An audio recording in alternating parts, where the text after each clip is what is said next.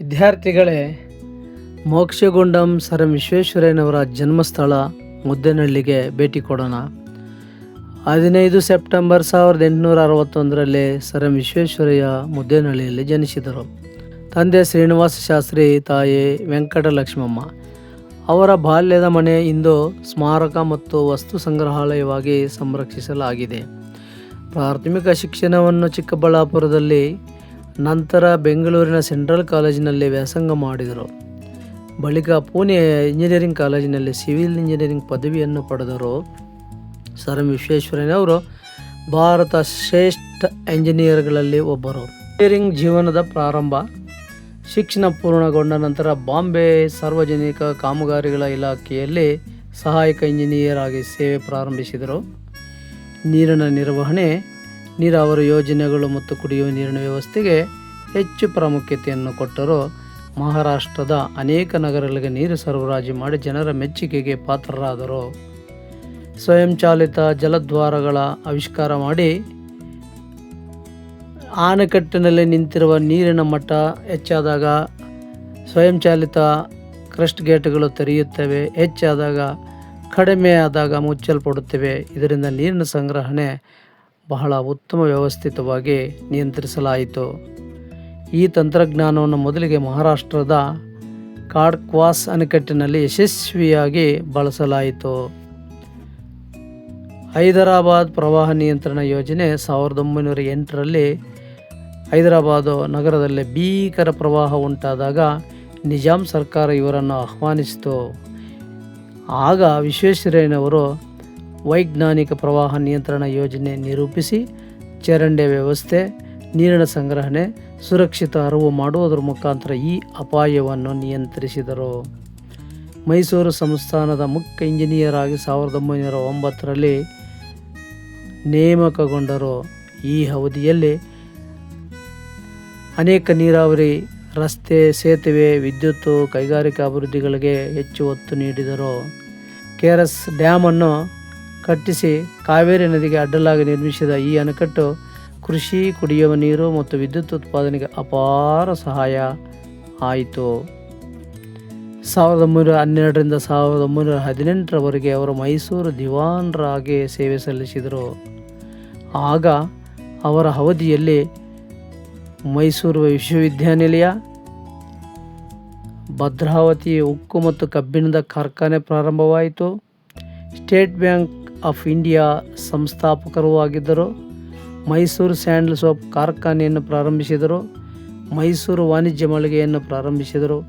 ಕೃಷಿ ಮತ್ತು ತಾಂತ್ರಿಕ ಶಿಕ್ಷಣಕ್ಕೆ ಉತ್ತೇಜನ ನೀಡಿದರು.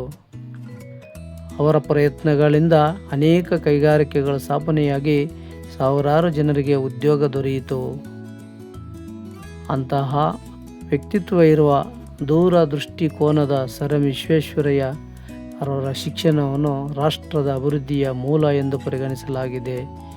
ಶಿಕ್ಷಣ ಪಡೆದ ಯುವಕರೇ ರಾಷ್ಟ್ರದ ನಿಜವಾದ ಸಂಪತ್ತು ಎಂದು ಹೇಳುತ್ತಿದ್ದರು. ಕಾಯಕವೇ ಕೈಲಾಸ ಎಂದು ಪ್ರಮುಖ ಗುಣಗಳನ್ನು ಹೊಂದಿರುವ ಇವರು ಶಿಸ್ತುಬದ್ಧಿನ ವ್ಯಕ್ತಿಯಾಗಿದ್ದರು. ಸಮಯ ಪಾಲನೆ, ಪ್ರಾಮಾಣಿಕತೆ, ಸರಳ ಜೀವನ, ಕಠಿಣ ಪರಿಶ್ರಮ, ದೇಶಭಕ್ತಿ, ದೂರದೃಷ್ಟಿ, ಕರ್ತವ್ಯನಿಷ್ಠೆ ಇವು ಅವರು ಮೈಗೂಡಿಸಿಕೊಂಡಿದ್ದಂತಹ ಕಟ್ಟುನಿಟ್ಟಿನ ವ್ಯಕ್ತಿತ್ವ ಅವರದಾಗಿತ್ತು. ಅವರು ರಚಿಸಿರುವಂತಹ ಪುಸ್ತಕಗಳು reconstructing India, planned economic for India, memories of my working life. ಈ ಕೃತಿಗಳಲ್ಲಿ ಭಾರತ ಅಭಿವೃದ್ಧಿ ಯೋಜನೆ ಮತ್ತು ಕೈಗಾರಿಕೀಕರಣ ಕುರಿತು ತಮ್ಮ ವಿಚಾರಗಳನ್ನು ಮಂಡಿಸಿದ್ದಾರೆ. ಮಾನ್ಯರಿಗೆ ಪ್ರಶಸ್ತಿಗಳು ಮತ್ತು ಗೌರವಗಳನ್ನು ತಿಳಿಸುವುದಾದರೆ 1915ರಲ್ಲಿ ಬ್ರಿಟಿಷ್ ಸರ್ಕಾರದಿಂದ ನೈಟ್ ಕಮಾಂಡರ್ ಗೌರವ, ಇದರ ನಂತರ ಅವರಿಗೆ ಸರ್ ಎಂಬ ಬಿರುದು ಲಭಿಸಿತು. 1955ರಲ್ಲಿ ಭಾರತದ ಅತ್ಯುನ್ನತ ನಾಗರಿಕ ಪ್ರಶಸ್ತಿಯಾದ ಭಾರತ ರತ್ನ ಪ್ರಶಸ್ತಿ ದೊರೆಯಿತು. ಇವುಗಳ ಜೊತೆಗೆ ಅನೇಕ ವಿಶ್ವವಿದ್ಯಾನಿಲಯಗಳು ಗೌರವ ಡಾಕ್ಟರೇಟ್ಗಳನ್ನು ನೀಡಿ ಸನ್ಮಾನಿಸಿವೆ. ಅವರಿಗೆ ಲಭಿಸಿರುವಂತಹ ಪ್ರಶಸ್ತಿಗಳನ್ನು ಮತ್ತು ಗೌರವಗಳನ್ನು, ಅವರು ರಚಿಸಿರುವ ಪುಸ್ತಕಗಳು, ಅವರು ಬಳಸಿರ್ತಕ್ಕಂತಹ ಎಲ್ಲ ಸಾಮಗ್ರಿಗಳನ್ನು ಸರ್ ಎಂ ವಿಶ್ವೇಶ್ವರಯ್ಯನವರ ಮುದ್ದೇನಹಳ್ಳಿಯ ಸ್ಮಾರಕ ಕೇಂದ್ರವಾಗಿರುವಂಥ ವಸ್ತು ಸಂಗ್ರಹಾಲಯದಲ್ಲಿ ನಾವು ಇಂದಿಗೂ ಕೂಡ ನೋಡಬಹುದು. ದೇಶ ವಿದೇಶಗಳಿಂದ, ವಿವಿಧ ರಾಜ್ಯಗಳಿಂದ ಈ ಸರ್ ಎಂ ವಿಶ್ವೇಶ್ವರಯ್ಯನವರ ವಸ್ತು ಸಂಗ್ರಹಾಲಯ ವೀಕ್ಷಣೆಗೆ ಸಹಸ್ರಾರು ಮಕ್ಕಳು ಶೈಕ್ಷಣಿಕ ಪ್ರವಾಸದಲ್ಲಿ ಬಂದು ನೋಡಿಕೊಂಡು ಹೋಗುತ್ತಾರೆ. ಇಂತಹ ವ್ಯಕ್ತಿಗಳು ನಮ್ಮ ಜಿಲ್ಲೆಯಲ್ಲಿ ಜನಿಸಿರುವುದು ನಮಗೆ ಸಂತೋಷದ ಸಂಗತಿಯಾಗಿದೆ. ಸರ್ ಎಂ ವಿಶ್ವೇಶ್ವರಯ್ಯ ಅವರು 14ನೇ ತಾರೀಕು ಏಪ್ರಿಲ್ 1962ರಲ್ಲಿ ನಿಧನರಾದರು. ಆಗ ಅವರಿಗೆ 100 ವರ್ಷ ವಯಸ್ಸಾಗಿದ್ದು, ಅವರು ಶತಾಯುಷಿಯಾಗಿ ಬದುಕಿ ಕೊನೆಯವರೆಗೂ ರಾಷ್ಟ್ರದ ಅಭಿವೃದ್ಧಿಗೆ ಕೈ ಜೋಡಿಸಿ ಅಭಿವೃದ್ಧಿಗೆ ಚಿಂತನೆ ಮಾಡಿದ್ದಾರೆ.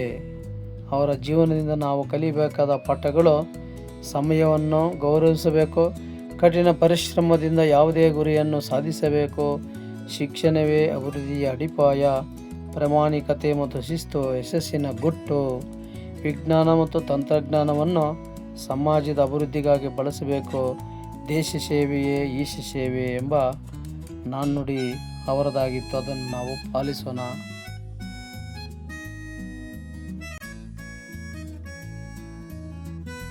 ಅಂತಿಮವಾಗಿ ಸರ್ ಎಂ ವಿಶ್ವೇಶ್ವರಯ್ಯನವರ ಸಮಾಧಿಯನ್ನು ವೀಕ್ಷಣೆ ಮಾಡೋಣ. ಇದು ಅವರ ಸಮಾಧಿ. ಇಂದಿಗೂ ಅವರ ಶಿಸ್ತನ್ನು ನಾವೆಲ್ಲರೂ ಪಾಲಿಸೋಣ. ಧನ್ಯವಾದಗಳು.